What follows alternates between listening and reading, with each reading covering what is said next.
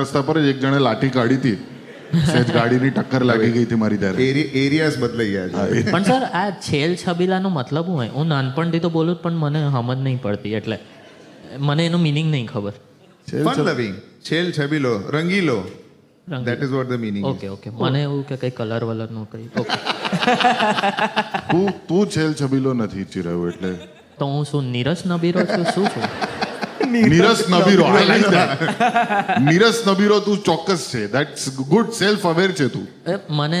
મને મારા બા કહેતા હતા કે તું જન્મ્યો જ ડોસો છે, એટલે હું એટીટ્યુડ મેન્ટેન રાખું છું. બાકી બધાનું જન્મ થાય ને તો લોકો બર્થ સર્ટિફિકેટ આપે, ચિરાયુમાં અપોલોજી લેટર આવ્યું હતું કે સોરી. સોરી ભાઈ, જોક માટે.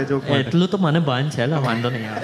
એટલે ઘરે તને પોકેટ પર નહીં મળતું હતું કે પેન્શન? હવે તારામાં વધારે થઈ ગયું. હું માઇક માથે મારીને ઢીમડું કરી નાખીશું તાવ. પાર્થ, રાજાધિરાજ આપણા દેશનું સૌથી મોટું આમ બ્રોડવે લેવલનું પ્લે કહેવાય. અને મને પણ એ લાવો મળ્યો છે. હું NMACCમાં એ ગ્રાન્ડ થિયેટરમાં મેં જોયેલું. આઈ વોઝ કમ્પ્લીટલી બ્લોન અવે. બટ અનફોર્ચ્યુનેટલી એ દિવસે તમે કંઈક રજા પર હતા અને તમે ત્યારે કૃષ્ણ નતા. અને આઈ વોઝ લુકિંગ ફોરવર્ડ કે મને પાર્થ જોવા મળશે, કારણ કે સૂત્રધાર તરીકે અંદર ઓજસ છે.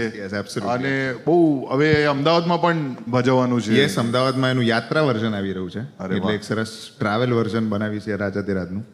એટલે that is what we are going to travel with. તો એ કેટલું આખું રાજાધિરાજનું કાસ્ટ એન્ડ ક્રૂના કેટલા લોકો અંદર હોય? રાજાધિરાજના કાસ્ટ એન્ડ ક્રૂ તો આઈ થિંક મોર દેન 250. અને બધા dancers, actors, singer actors, basically music થિયેટરની જે આખી આ વાત છે રાજાધિરાજની.